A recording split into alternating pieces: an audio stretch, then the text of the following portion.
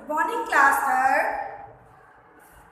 अपनी पिछली कक्षा में हमने आपकी किताब रिमझिम से पाठ संख्या 5 बहादुर बिट्टो, ठीक है, पाठ संख्या 5 है हमारी बहादुर बिट्टो, जो कि एक पंजाबी लोक कथा है, से संबंधित प्रश्नोत्तर हल किए थे। पृष्ठ संख्या 38 पेज नंबर 38 पर कहानी में ढूंढो और तुम्हारी जबानी, ये दोनों शीर्षक के अंतर्गत आने वाले प्रश्नों को हमने हल कर लिया था। आज इसी क्रम को हम आगे बढ़ाएंगे। हमारा अगला शीर्षक है बेचारा भेड़िया। कहानी में देख लीजिए पेज नंबर 38, इधर देखेंगे ध्यान से, और ये शीर्षक है। इस शीर्षक के अंतर्गत 2 प्रश्न दिए गए हैं, बेचारा भेड़िया, और 2 प्रश्न दिए गए हैं। सबसे पहले प्रश्न देख लेते हैं क्या है।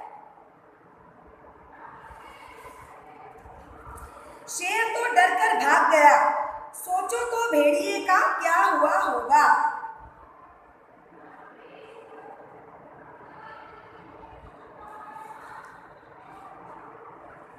प्रश्न क्या कह रहा है कि शेर तो डरकर भाग गया था। जब बिट्टो ने उसे राक्षसी बन के डराया था तो शेर तो डर के भाग गया था। तो आपसे क्या प्रश्न पूछा कि सोचकर बताओ कि भेड़िए का क्या हुआ होगा। कहानी में ये तो बताया कि शेर डर के भाग गया, पर भेड़िए का क्या हुआ ये नहीं बताया। तो हमें यही बताना है कि भेड़िए का क्या हुआ होगा। चलिए उत्तर लिखना शुरू करते हैं। मैं ब्लैक बोर्ड पे उत्तर लिखूंगी। सभी बच्चे ब्लैक बोर्ड को देखते हुए सुंदर सुंदर हैंडराइटिंग में अपने उत्तर को कॉपी पर नोट करते चले। शुरू करते हैं।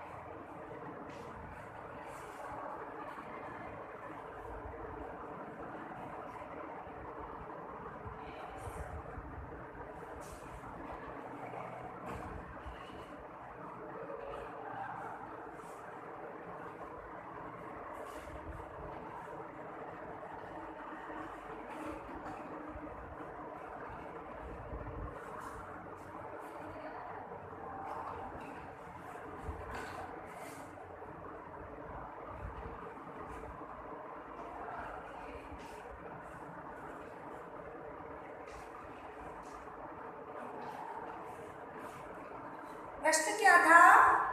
शेर तो डरकर भाग गया, सोचो तो भेड़िए का क्या हुआ होगा।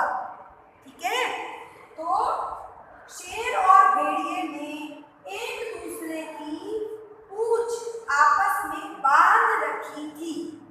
क्या हमने कहानी पढ़ी है, हमें पता है ये बात कि शेर और भेड़िए ने एक दूसरे की पूंछ आपस में बांध रखी थी।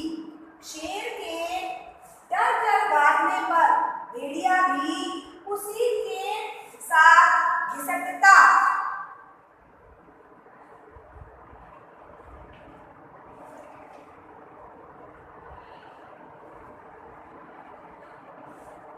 घिसटता हुआ गया होगा, इससे वह जख्मी हो गया होगा।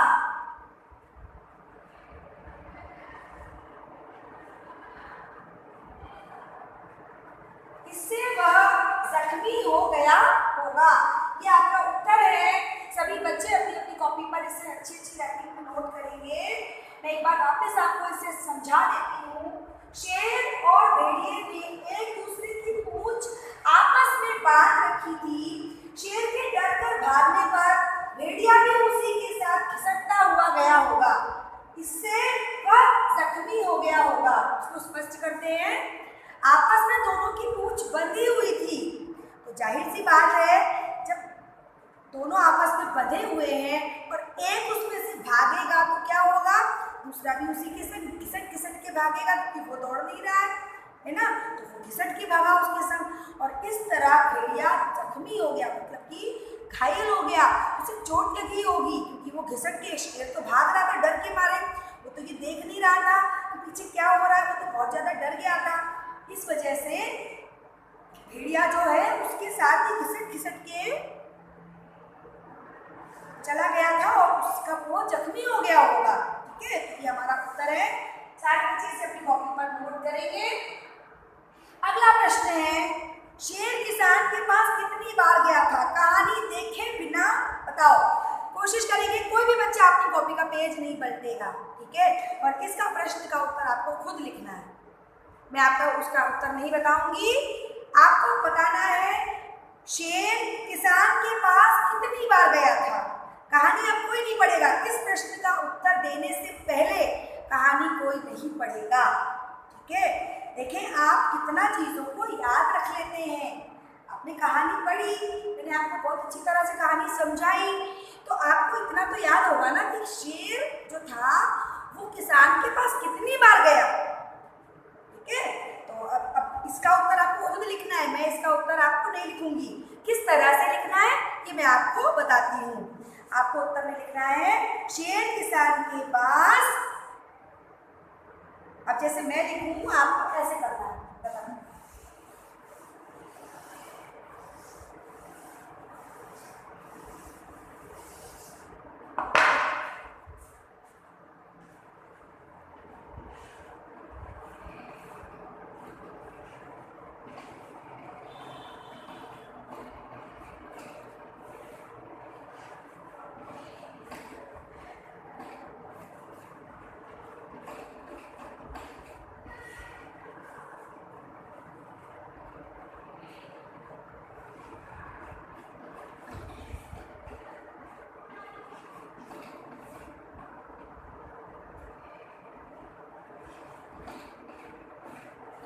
मैंने आधा उत्तर लिखा है, शेर किसान के पास, फिर यहाँ पर रिक्त स्थान बनाया, डैश बनाया, बार गया था।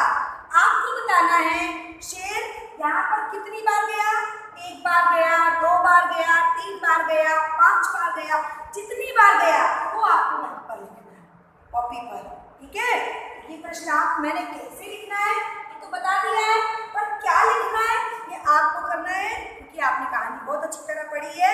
मुझे पता है बच्चों को बहुत अच्छी तरह से ये बात पता होगी।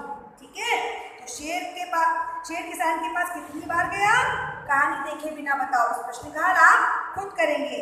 इसी तरह प्रश्न संख्या 38 पेज नंबर 38 के सारे प्रश्न हमने आज हल कर लिए। आज की कक्षा में सारे प्रश्नों का हमने हल कर लिया। अगले प्रश्न पर आते हैं। ये जो लिखा है खाली जगह में क्या आएगा, ये प्रश्न व्याकरण संबंधी है, ठीक है, और इसे आप अपनी कॉपी पर नहीं लिखेंगे, किताब में ही फिल करेंगे, भरेंगे, क्योंकि किताब में स्पेस दिया हुआ है, ठीक है। जो जो काम मैं आपको बता रही हूँ कॉपी में करने के लिए वही करेंगे, बाकी के काम आपको किताब में करने। तो इस प्रश्न का शीर्षक क्या है? खाली जगह में क्या आएगा? पढ़ते हैं। दो मेरे पॉइंट दिए गए हैं, दो बिंदु दिए गए हैं। मेरी छत पर मोर आया। क्या आया? मेरी छत पर मोर आया। मेरी छत पर मोरनी आई। मोर मोरनी की तरह नीचे लिखे शब्दों के भी रूप बदलो। तो मोर और मोरनी क्या है? मैंने आपको अपनी अप्रैल और मई में पढ़ाई जाने वाली कक्षाओं में, क्लासेस में लिंग पढ़ाए थे, ठीक है। जिन शब्दों से स्त्री या पुरुष जाति का होने का पता चलता है वे लिंग कहलाते हैं। लिंग दो प्रकार के होते हैं।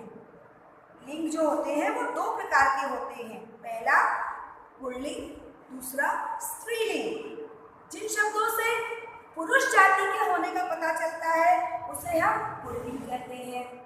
जिन शब्दों से स्त्री जाति के होने का पता चलता है उन्हें हम स्त्रीलिंग कहते हैं। पढ़ाया मैंने पहले। अब यहाँ पर क्या है, पहले तो दो वाक्य दिए हैं। मेरी छत पर मोर आया, मेरी छत पर मोरनी आई। मोर मोरनी की तरह नीचे लिखे शब्दों के भी रूप बदलो। तो मोर और मोरनी क्या दर्शा रहे हैं? मोर पुल्लिंग शब्द है, मोरनी स्त्रीलिंग शब्द है, ठीक है। तो मोर मोरनी की तरह यानी कि जिस तरह से मोर और मोरनी पुल्लिंग और स्त्रीलिंग शब्द हैं, उसी तरह से नीचे दिए शब्दों को हमें लिंग को बदल कर लिखना है, उनका लिंग बदल देना है। जो लिखा है उससे अपोजिट हमको लिख देना है, ठीक है। चलिए शुरू करते हैं।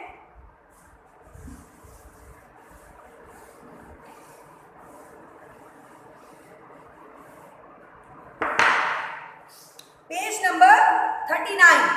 सबसे पहला प्रश्न है,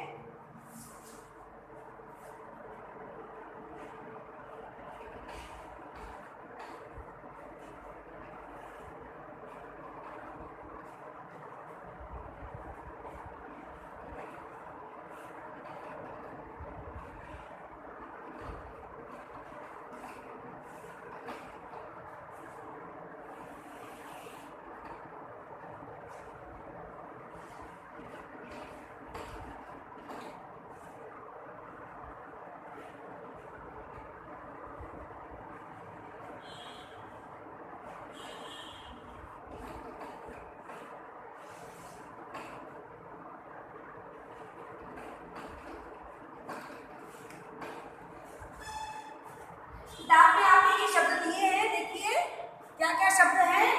औरत, शेर, बच्चा, घोड़ा, मछुआरा, राजा।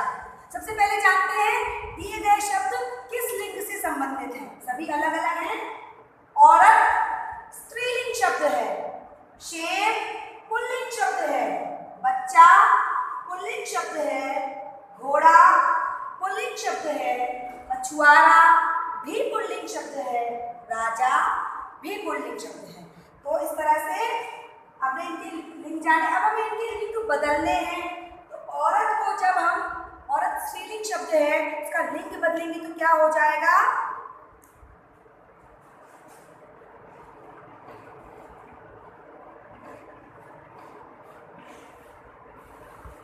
आदमी, ठीक है। औरत का क्या हो जाएगा? आदमी। शेर, शेर का स्त्रीलिंग क्या हो जाएगा?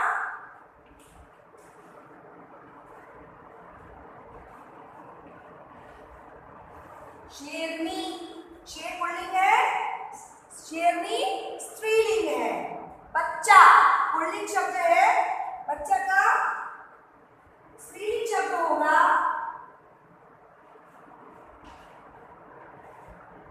बच्ची। औरत का आदमी, शेर का शेरनी, बच्चा का बच्ची। लिंग बदलने पर होगा, ठीक है। घोड़ा का होगा घोड़ी, मछुआरा।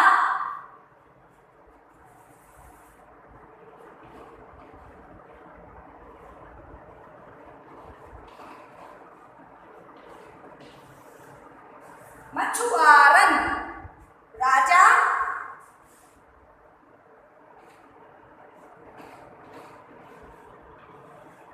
रानी। ठीक है, राजा का क्या हो जाएगा? रानी। तो हम इसको वापस आपको पूरा पढ़ के दिखा देती हूँ। औरत स्त्रीलिंग शब्द है, इसका पुल्लिंग होगा आदमी। स्त्रीलिंग है, ये पुल्लिंग है। शेर पुल्लिंग शब्द है और शेर का स्त्रीलिंग होगा शेरनी। बच्चा पुल्लिंग शब्द है, उसका स्त्रीलिंग शब्द होगा बच्ची। घोड़ा पुल्लिंग शब्द है, उसका स्त्रीलिंग शब्द होगा घोड़ी। मछुआरा, मछुआरा जो है पुल्लिंग शब्द है और उसका स्त्रीलिंग शब्द होगा मछुआरन। राजा भी एक पुल्लिंग शब्द है और इसका स्त्रीलिंग शब्द होगा रानी।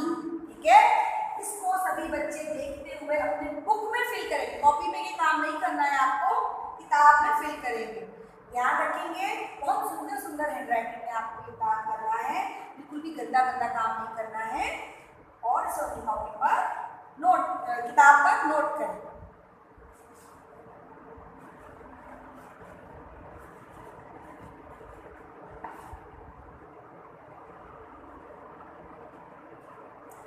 आगे है प्रश्न संख्या 39, पेज नंबर 39 पर। मैं नहीं जाऊंगा, शीर्षक है मैं नहीं जाऊंगा।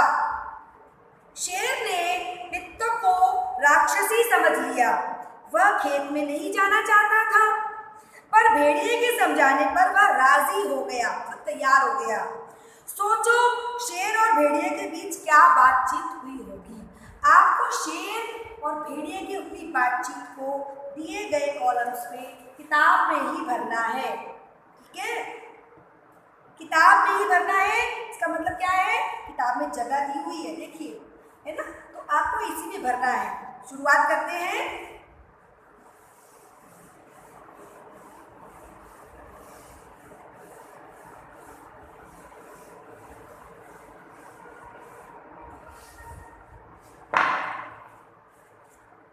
पहले क्या लिखा है? शेर, और लिखा है भेड़िए तुम क्यों हंस रहे हो।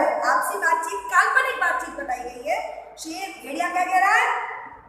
शेर ने कहा भेड़िए तुम क्यों हंस रहे हो। किताब में पहले से लिखा हुआ है। फिर शेर का नाम लिखा है, उसके आगे लिखा है शेर क्या कहता है? भेड़िए तुम क्यों हंस रहे हो। उसके बाद भेड़िया क्या कहता है? महाराज वह तो। उसके बाद रिक्त स्थान भरा है। क्या लिखा, क्या कहा उसने? महाराज वह तो।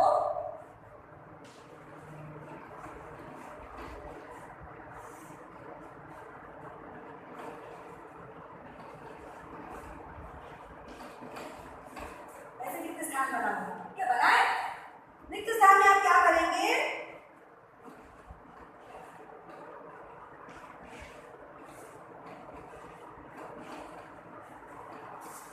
महाराज वह तो बित्तो थी, ये भरेंगे। ठीक है, आगे बढ़ते हैं। अगला वाक्य शेर का है। नहीं नहीं वह सचमुच राक्षसी थी।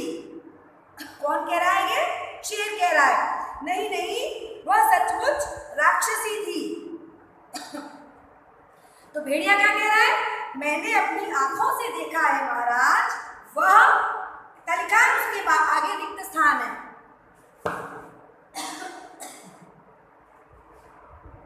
तो जो रिक्त स्थान है इसमें क्या बनेंगे? भेड़िया, भेड़िया क्या लिखा है? मैंने अपनी आंखों से देखा है महाराज। वह तो।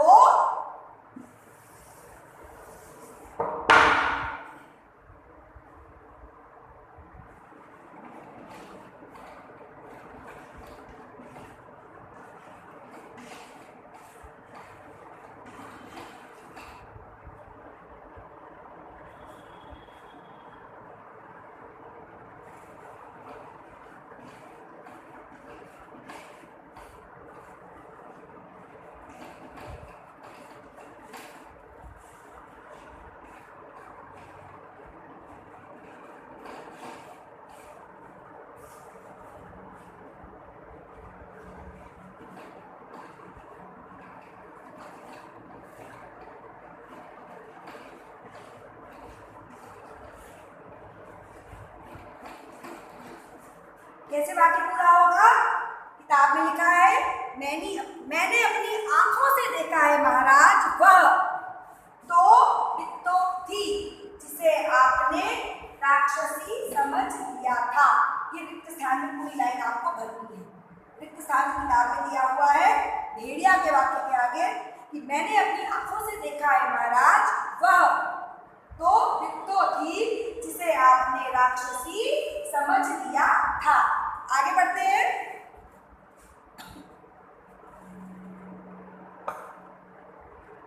अगला वाक्य है शेर, जो कि पूरी तरह से रिक्त है। उसमें आपको भरना है कि क्या लिखना है। ठीक है, इसे भी अपनी बुक पे नोट कर लेंगे।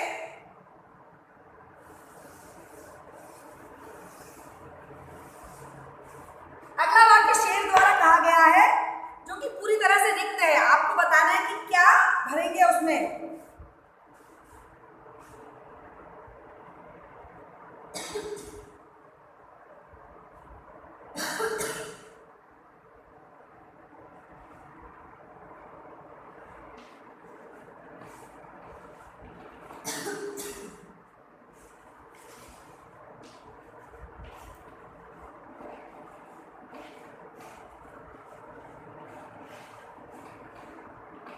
शेर ने क्या कहा? तुम सच कह रहे हो। शेर वाले वाक्य के सामने आपकी पंक्ति लिखेंगे, रिक्त स्थान है, तुम सच कह रहे हो, प्रश्नवाचक चिन्ह लगाएंगे। प्रश्न किया उसने कि क्या तुम सच कह रहे हो? वो बित्तो नहीं थी, राक्षसी थी। प्रश्न कैसे किया? तुम सच कह रहे हो। आगे बढ़ते हैं। भेड़िया, इसके बाद भेड़िए का वाक्य है। ठीक है, इस पंक्ति के बाद भेड़िए का वाक्य है, जो कि पूरी तरह से रिक्त है।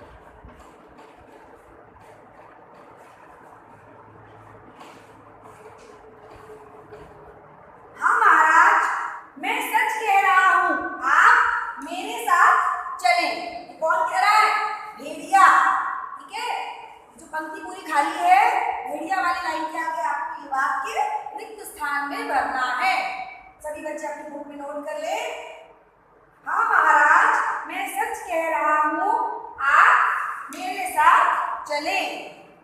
ठीक है, अगला वाक्य शेर के लिए, शेर बोल रहा है ठीक है और उसके बाद रिक्त स्थान दिया है। ठीक है के बाद रिक्त स्थान दिया है। आइए देखिए इसमें क्या करेंगे।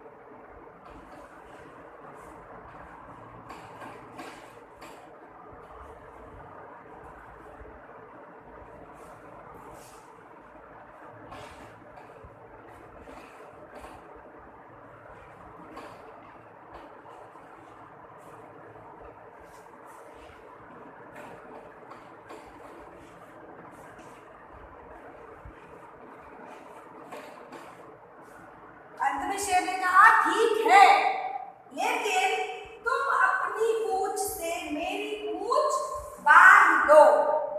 क्या कहा शेर ने? लेकिन तुम अपनी पूंछ से मेरी पूंछ बांध लो। सभी बच्चे अपनी अपनी किताब में इसको नोट कर लेंगे। इसे किताब में ही करना है, कॉपी पर नहीं करना है। ठीक है,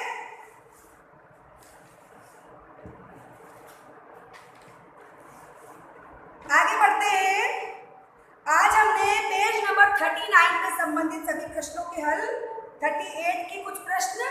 पेज नंबर 39 के कुछ प्रश्न हल कर लिए। ठीक है, आज के लिए इतना ही काम पर्याप्त है। इसके आगे की एक्सरसाइज पेज नंबर 40 प्रश्न संख्या 40 हम कल हल करेंगे। Thank you.